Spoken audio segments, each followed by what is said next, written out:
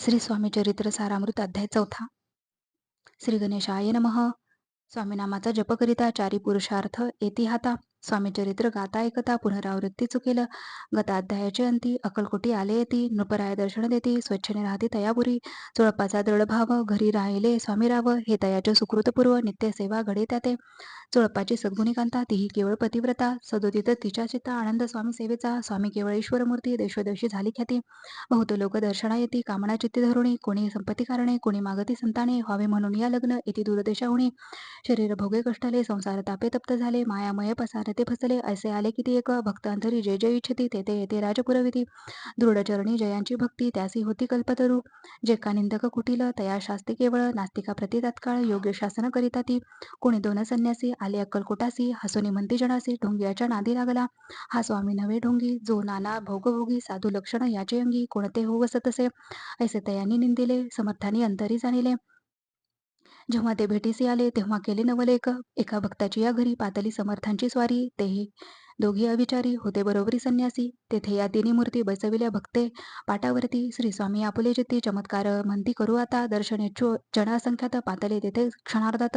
समाज दाटला बहुत एकची गर्दी जाहली. दर्शन घेऊनी चरणांचे मंगल नाम गरजती वाचे. हेतू पुरवावे म्हणेंचे म्हणून या विनविती. कोणी द्रव्य पुढी ठेविती कोणी फळे समर्पिती. नाना वस्तू अर्पण करीती नाही मिती तया ते. कोणी नवसाते करीती कोणी आणून या देती. कोणी काही संकल्प करीती चरण पूजिती आनंदे. संन्यासी कौतुक पाहती मना माझे आश्चर्य करती. क्षण एक तटस्थ होती वैरभाव विसरोणी. स्वामी पुढे जे जे पदार्थ पडले होते असंख्यात. ते निज हस्ते समर्थ संन्याशा पुढे लोटिती. मोडली जणांची गर्दी तो येऊनी सेवे करी. संन्याशा पुढल्या नानापरी वस्तू नेऊ लागले. समर्थांनी त्या दिवशी स्पर्श न केला अन्नोदकासी. सूर्यरता अस्ताचळासी तेथून या उठले. दोघे संन्यासी त्या दिवशी राहिले केवळ उपवासी. रात्र होता तयासी अन्नोदक वर्जसे. जे पातले करू छळना त्यांची जाहली विटंबना. दंडावया कुत्सित जना अवतरले यतिवर्य. इति श्री स्वामी चरित्र सारामृत नाना प्राकृत कथा संमत सदा परिसोत प्रेमळ भक्त चतुर्थोध्याय गूढा. श्री स्वामी राजा अर्पणमस्तु. श्रीरस्तु शुभम भवतु. श्री स्वामी चरित्र सारामृत अध्याय 5. श्री गणेशाय नमः. भाऊकारण वैश्वानरा अज्ञान तमछेदका भास्करा. पूर्वसाक्षी परात्परा भक्ता खरा सदयतु. अक्कलकोट नगरात एकतप पर्यंत स्वामी राजवास करीत. भक्त बहुत जाहले. वार्ता पसरी चहूकडे कोणासी पडता साकडे. धाव घेती स्वामींकडे राजे रजवाडे थोर थोर. तेव्हा किती एक नृपती स्वामी दर्शन घेऊ इच्छिती.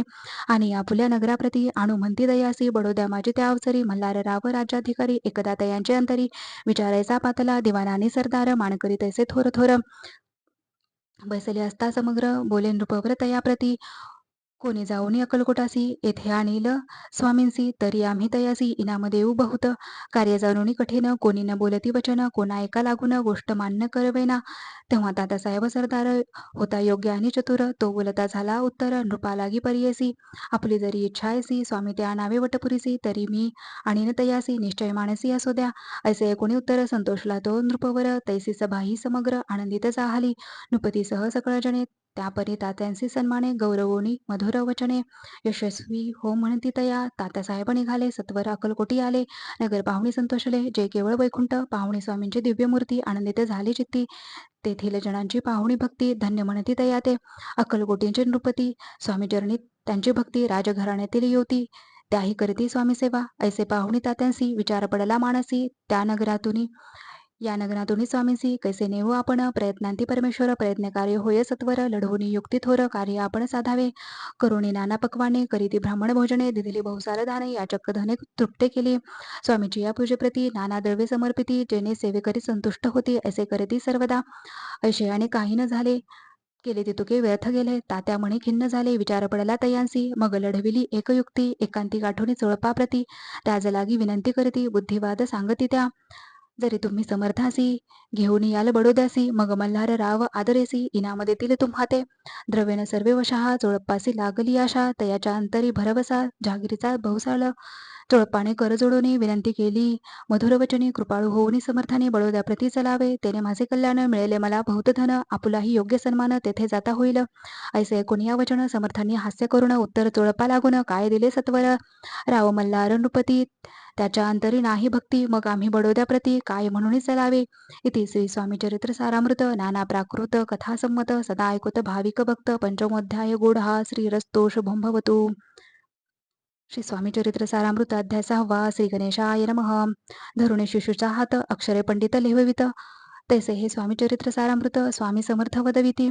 मागील अध्यायाच्या अंती चोळपा विनवी, स्वामी प्रती कृपा करुणी मजवरती बडोद्यासी चलावे. भाषणाचे कोणी समर्थ बोलती हासोनी, मल्हाररावाच्या म्हणी आम्हाविषयी भावनसे, म्हणून या तयाच्या नगरात आम्हा जाणे नवे उचित, अक्कलकोट नगरात आम्हा राहणे आवडे. ऐसा यत्न व्यर्थ गेला तात्या म्हणी चिंतावला, आपण आलो ज्या कार्याला तेन जाय सिद्धीसी, परिपाहावा यत्न करून ऐसा विचार केला म्हणी. मग काय केले तात्यांनी, अनुष्ठान आरंभिले. भक्ती नाही अंतरी, दांभिक साधना ते करी, तया ते स्वामीन रहरी प्रसन्न कैसे होतील.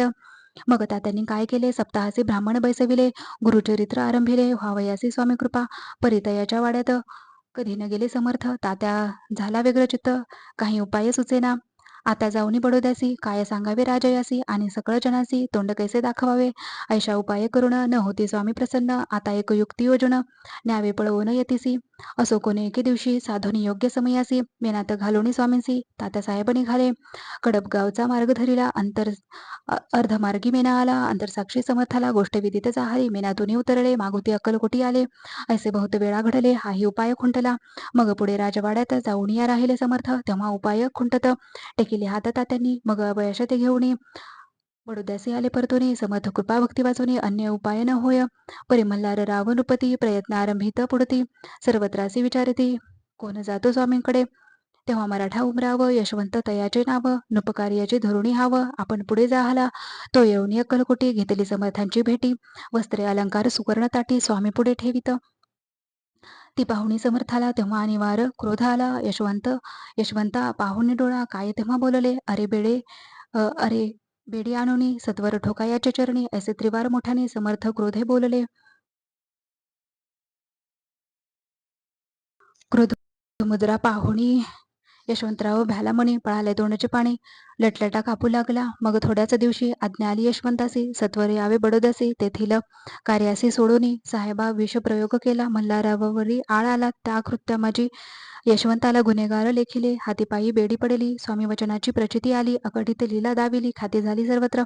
इति श्री स्वामी चरित्र सारामृत नाना प्राकृत कथा संमत सदा भक्त परिसुत षष्ठोऽध्याय गोढः. इति श्री स्वामी चरित्र सारामृते षष्ठोऽध्यायः समाप्तः. शुभं भवतु.